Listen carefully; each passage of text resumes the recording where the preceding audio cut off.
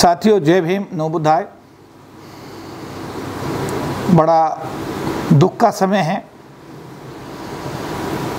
पूरी दुनिया एक तरफ जहाँ कोरोना की मार से परेशान है, तो वहीं हमारे देश का जो गरीब समाज है, बहुजन समाज है, एससी समाज है, एसटी समाज है, माइनॉरिटी समाज है और देश का सामान्य जाति का जो गरीब समाज है, आज वो रोटी की मार से परेशान है।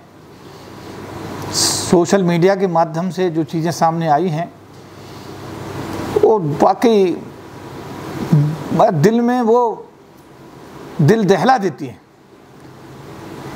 मुजफ्फरपुर के रेलवे स्टेशन पे एक माँ पड़ी हुई है, मरी हुई, बच्चा उसके साथ उसे उठाने की कोशिश करता है।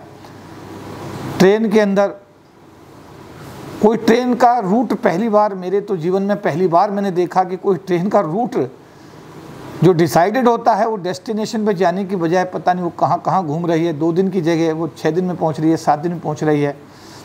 खाना पानी की कोई व्यवस्था किसी प्रकार की है नहीं। लोग भूख से मर रहे हैं। ट्रेन में ही कई बच्चा मर गया, डेड बॉडी की बच्चे को अपने गोद में लेकर के माँ बैठी हुई है। किसी का प्रसव हो रहा है रास्ते में। मतलब ये जो हालात हुए हैं वाकई ये दर्दनाक हालात हैं और बड़ा दुख का ये मतलब मंजर है। महामारी तो दूसरे देशों में भी फैली हुई है।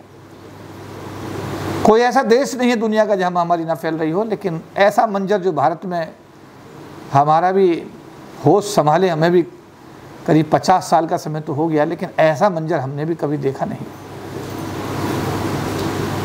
मैं समाज के सभी जागरूक साथियों से, सभी जागरूक संगठनों से, सभी भाइयों से, बहनों से निवेदन करूंगा कि सरकार तो जो कर रही है वो आप सबके सामने है, लेकिन क्या हमारी अपनी कोई सामाजिक अगर जिम्मेदारी है तो हमें अपने इस गरीब समाज के आंसू पूछने के लिए आगे आना पड़ेगा। एक समस्या खत्म नहीं होती, दूसरी तैयार हो जाती है। एसपी उज्जैन कहते हैं कि आप जय भीम नहीं बोल सकते। अरे भारत के संविधान में कहाँ लिखा जय भीम नहीं बोल सकते? और भारत के संविधान बनाने वाले का नाम लेकर के अगर हम नहीं जय भीम बोल सकते, इससे बड़ी त्रासदी क्या हो सकती है इस देश की? क्या सरकार इस उज्जैन एसपी के खिलाफ कोई कार्रवाई करेगी? क्या ऐसी मानसिकता के अधिकारियों के खिलाफ संवैधानिक दायरे में कोई कार्रवाई करने का विचार होगा? हालात बद से बदतर हैं और अब समय ये आ गया है कि जो अपने आप को अम्बेडकरवादी कहता है, जो अपने आप को बहुजन समाज का हितैषी बोलता है, चाहे वो कोई भी है XYZ, चाहे कोई राजनीति में है, चाहे कोई सोशल वर्क में है, चाहे कोई धार्मिक काम कर रहा है, अब समय ये आ गया है कि आप सबको अपनी दीवारें तोड़ करके, संगठन की दीवारें, राजनीतिक पार्टी की दीवारें, धर्म की दीवारें, अपने जो व्यक्तित्व है कि मैं बड़ा, सारी दीवारें तोड़ करके अब एकजुट होकर आगे बढ़ने का समय है साथियों। तो अगर आप लोग इन सोशल मीडिया के माध्यम से इन तस्वीरों को आप देखते हैं और आपके हृदय में कहीं तो दुख आता होगा, कहीं तो आपकी आंखें भी नम होती होंगी, क्योंकि ये हमारे अपने ही समाज के लोग हैं, ये गरीब समाज के लोग हैं, ये वो लोग हैं जहाँ से हम निकल कर के आए हैं। और कोई एजेंडा अगर होता तो शायद इस दुर्दशा से बचाया जा सकता था, बच सकते थे। लेकिन जो हो रहा है पूरा विश्व उसको देख रहा है, सोशल मीडिया के माध्यम से पूरा वर्ल्ड इसको देख रहा है। जैसा मैंने कल भी कहा था, सरकारों ने अपनी जिम्मेदारी निभाई हर नागरिक के खाते में, जबकि अमेरिका में पैसे की कोई ऐसी समस्या नहीं है, ग्रेट ब्रिटेन में पैसे की समस्या नहीं है, कनाडा में पैसे की समस्या, उसके बावजूद भी सरकार ने अपनी सोशल रेस्पॉन्सिबिलिटी को ध्यान में रखते हुए हर नागरिक के खाते में, किसी देश ने $2000, किसी ने £850, हर जगह कुछ ना कुछ हर नागरिक को दिया गया बिना किसी भेदभाव के। लेकिन यहाँ भारत के अंदर जो है वो स्थिति वाकई मतलब दिल को दहला देने वाली है। और मैं तो इस दुख की घड़ी में यही निवेदन करूंगा अपने सभी सामाजिक संगठनों से, धार्मिक संगठनों से, सभी भाइयों से, बहनों से, बहुजन समाज के सभी नेताओं से, अभिनेताओं से, जो भी बाबा साहब को मानने वाले लोग हैं या भारत के संविधान को मानने वाले लोग हैं, कि आप सब लोग आइए, पहल करिए और गरीब समाज के आंसू पूछने में अगर आप लोग अपनी कोई भूमिका अदा कर सकते तो निश्चित रूप से करिए। मैं इस मौके पर भारत की सरकार से भी ये निवेदन करूँगा कि ये जो नागरिक हैं साहब, ये सब भारत के ही नागरिक हैं। भारत के विकास में इन लोगों का खून पसीना लगा हुआ है। ये लोग जब शहरों में थे तो सारी फैक्ट्री यही चलाते थे, घरों में नौकरी करके बर्तन यही मांजते थे, गाड़ी ड्राइव यही करते थे, सारा देश का काम यही लोग कर रहे थे, इसलिए इनके विकास, देश के विकास में इनके योगदान को हम भुला नहीं सकते।